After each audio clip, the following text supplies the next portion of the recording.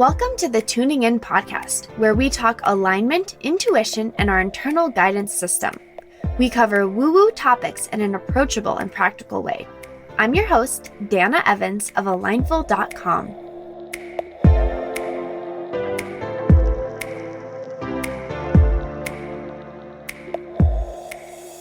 Hello, and welcome to another week of the Tuning In podcast.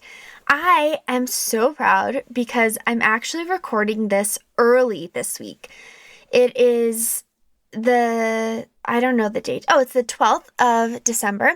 Also, really aligned, this is 12/12, and it's the last full moon of the year and of the decade, as people keep sharing.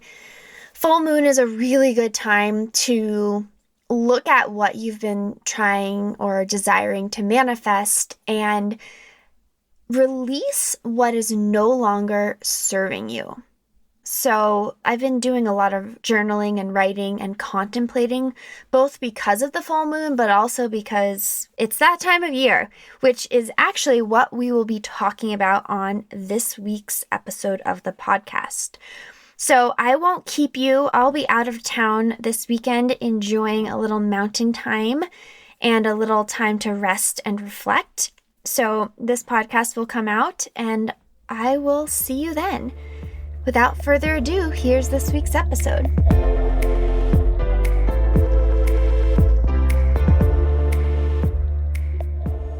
Happy Woo Woo Wednesday!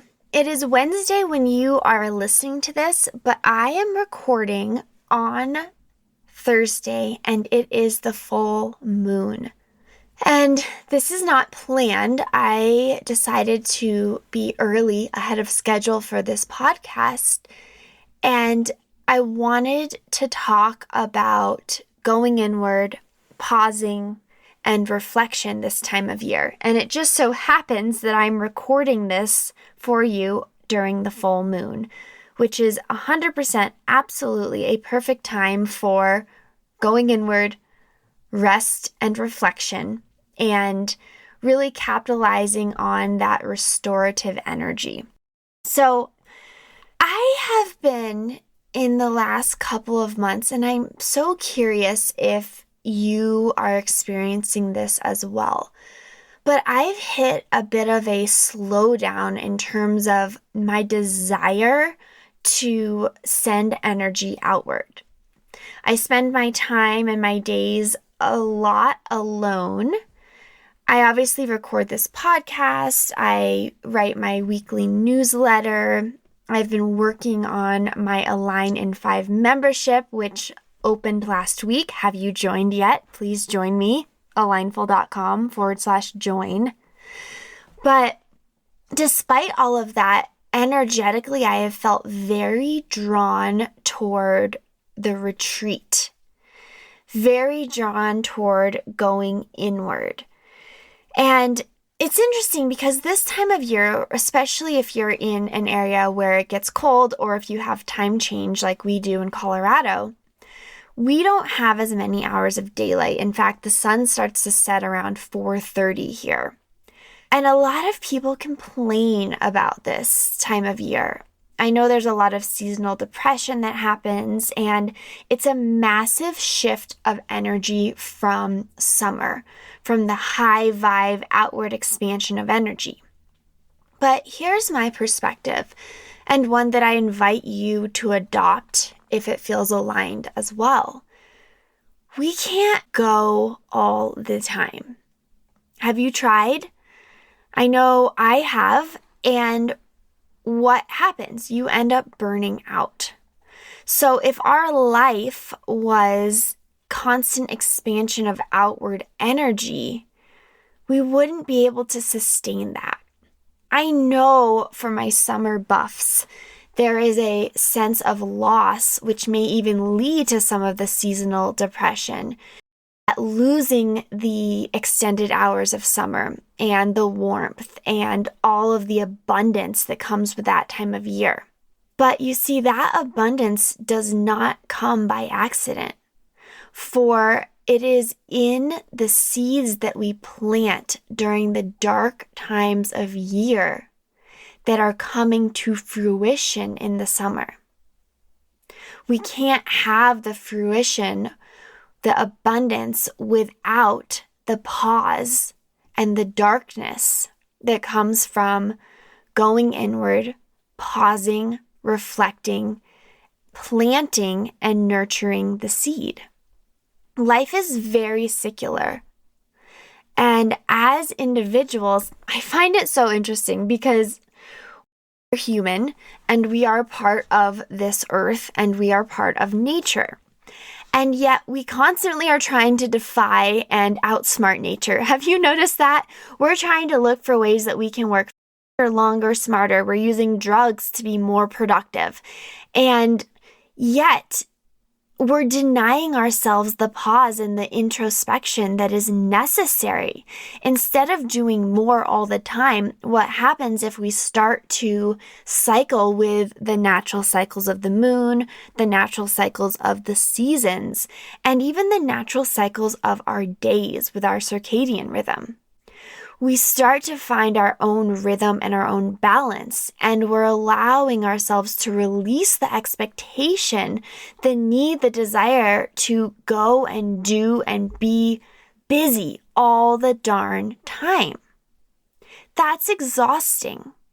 And I can't tell you the number of times I've had friends and clients who say, I don't know what's wrong with me, Dana. I don't have energy. And my response is, who says not having energy means there's something wrong with you? What if this is just your body's natural way of signaling to you that it's time to come in from playing outside? It's time, just like in the summer as kids, our parents would bring everyone back into the nest at the end of the day to eat dinner, to take a bath, and to prepare for bed.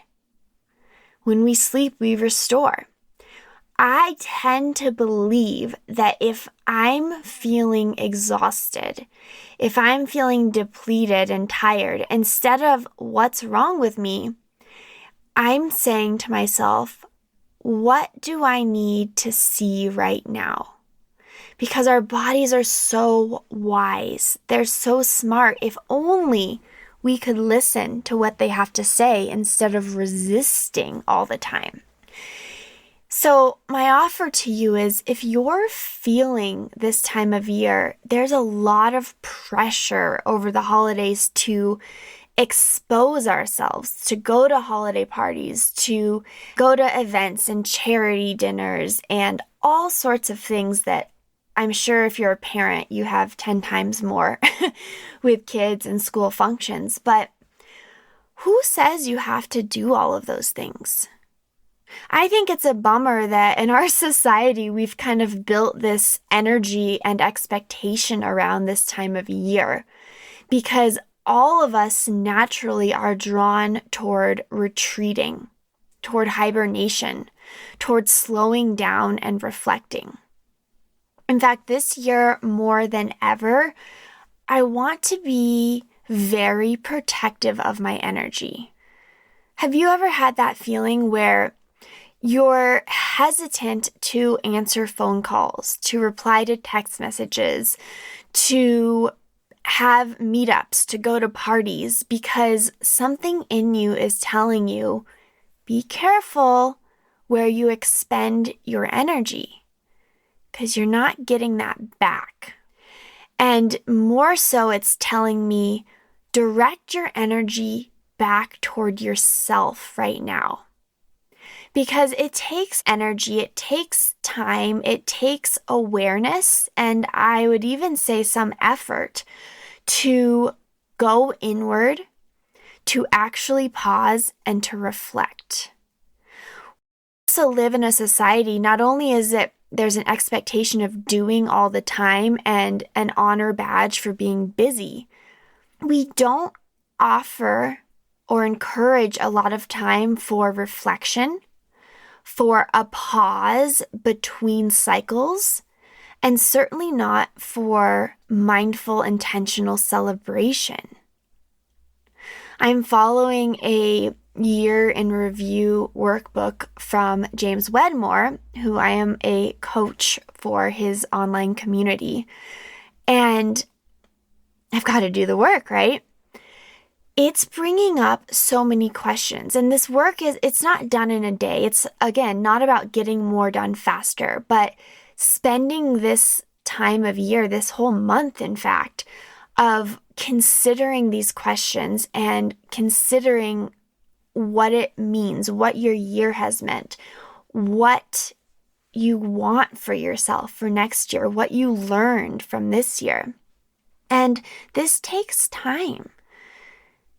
These answers will not come from the mind. They'll come from unearthing them. It's like we have to dig them up in order to see what's actually going on. And we don't allow time for that in our society. Everyone's all gung-ho to make a New Year's resolution of how they're going to be better next year, have a fresh start in 2020.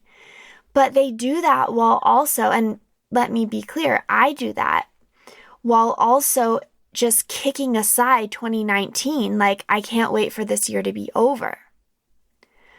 But if we don't honor the completion of the cycle and actually take time to reflect back on the last 12 months, how can we truly know what we want for next year?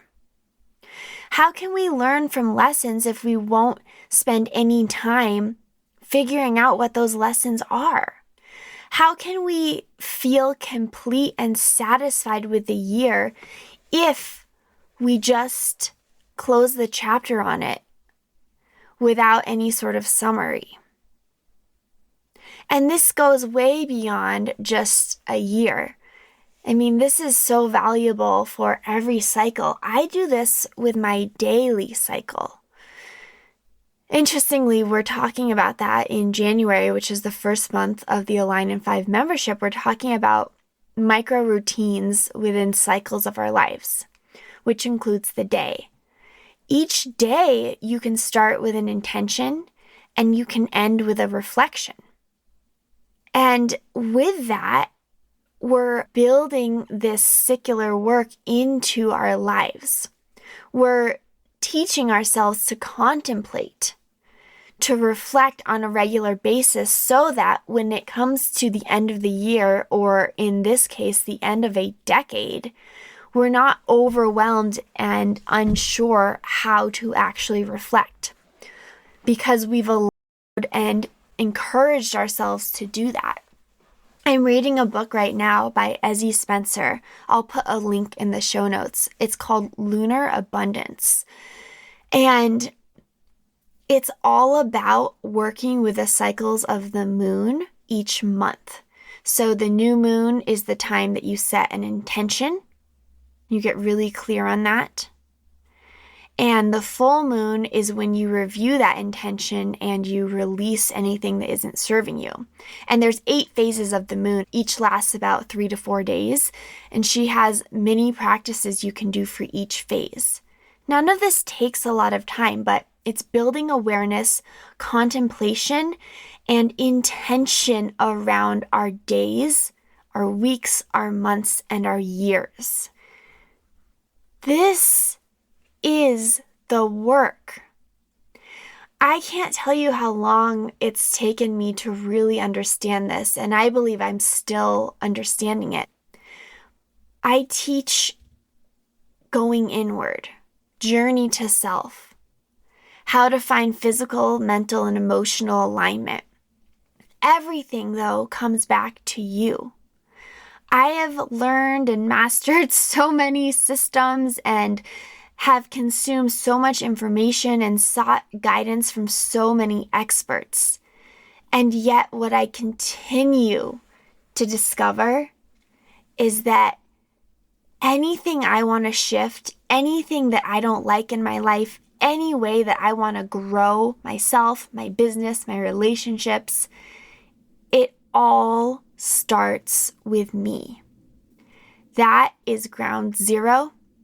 That is the foundation. And if you have a shaky foundation, you cannot build a sturdy structure.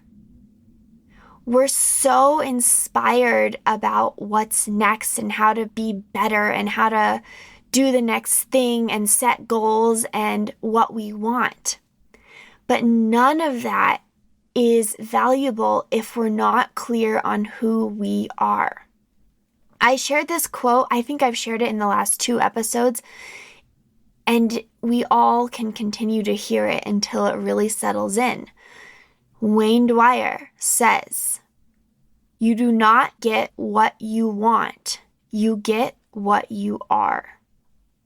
You do not get what you want, you get what you are. You see, what we are is what creates our results. And if we're constantly in the go cycle, in the outward push cycle of life in summer, we're never pausing to say, who am I? What am I doing? Who am I being? What am I thinking? And what practices and habits do I have on the regular basis that are shaping myself? And do they still serve me? We are creatures of habit.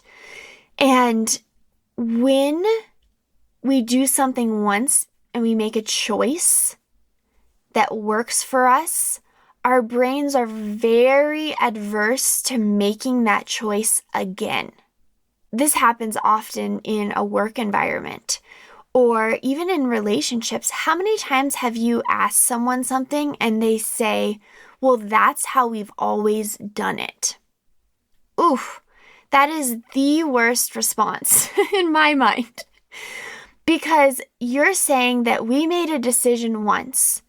This is how we chose to do something, and then we're not going to evolve because the decision was made and we don't want to consider it again. But the consideration, that's the reflection. That's the practice of saying, okay, we know we made this decision and it was working, but now based on the results we have in our life, which is based on who we are being, does this decision still serve us? Does this still make sense? Are we still moving toward the highest good of our company, for our customers, for ourselves, whatever the situation? And I don't know that the questions are hard because I believe that we know the answer within when we tune inward, when we listen to our inner voice, not our inner critic. But people find the answer to be scary because what does it mean to change? What does it mean to change? Because isn't that what we're saying? If you're not happy with the results of this year, or even if you are, but you're looking to shift or grow or expand exponentially next year, to do something different, right? We can't keep doing the same thing and expect a different result. That requires change. And do you know what change requires? Discomfort. Discomfort. Oh, have we not designed our lives to be super comfortable? And it is a beautiful thing. Look, I'm in sweatpants with fuzzy slippers, with a candle and a warm cup of coffee with maple syrup. I'm comfortable. But if we get too comfortable, that means we're not willing to make the changes. We're not willing to even ask the questions because it feels more comfortable to sit in the discomfort of the pain than it is to sit in the discomfort of the unknown, which is where the change lies. Let that sit in for a minute. It is more comfortable to sit in the discomfort of pain than the discomfort of change, the unknown. So I will ask you, after this podcast, sit down and give yourself a moment to pause and reflect. You might already be feeling this desire and maybe not allowing yourself to slow down.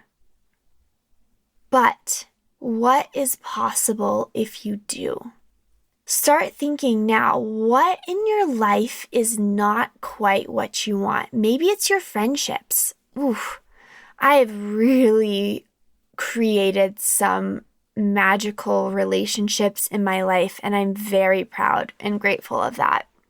But it wasn't always that way. Do you feel energized when you see your friends, when you talk to them, when they call you, or do you feel drained? What about your relationship with your partner? This can be very tricky because talk about this is the way we've always done things. The longer you're together, the more ways you've had that you've always done things. Challenge yourself to look at your partnership from a new perspective and say, if I had my ideal partnership, what would be a part of it? Who would I be? Gotta work on you. And then write some ideas down of what you really would desire, and then thoughts on how you could start creating that within your partnership. Maybe it's your job or your business. Again, look at the results, look at your income, look at your losses, and think, who was I being that brought this on? Was I fearful of stepping out? Was I uncomfortable with being polarizing and speaking my truth? And then, of course, look at your health and yourself. How does your body feel? Do you have pain? Do you have energy? Do you sleep soundly? What thoughts are you thinking about yourself on a regular basis? Are they ones of complaint or are they ones of joy and gratitude? What are you eating? How are you healing and loving on your body? What's your intention behind your practices with your body? How many questions could I ask you? How many questions, Dana? But I'm just trying to get your creative juices flowing both in your mind and your heart.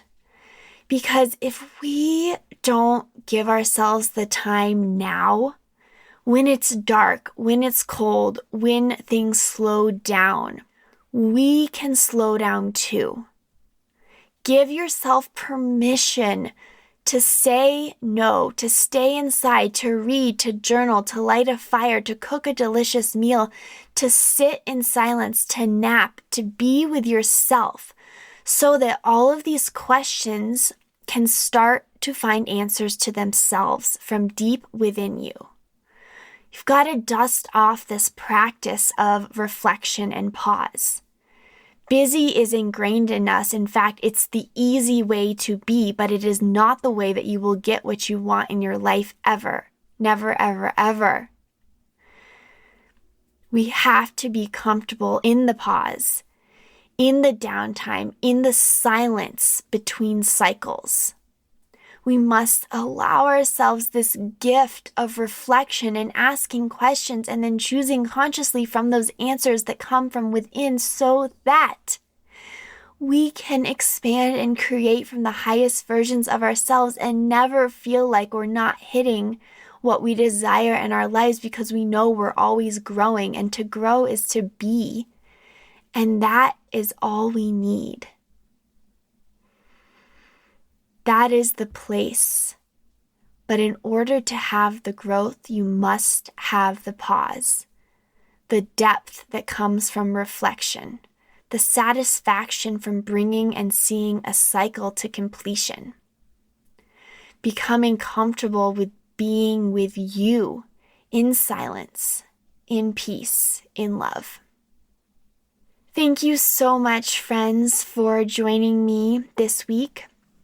I hope this offered a little insight and sparked your own reflection, because ultimately only you can do this for yourself, and only you will know the power and value of reflection and pause and rest if you actually practice it with joy and compassion and trust. If you do, let me know. Send me a DM on Instagram at Dana_Evans. Or if you join my membership, let us know in the comments there. This is valuable work, and I know deep down it's something that we can all do. Have a beautiful week, and until next time, thank you for tuning in.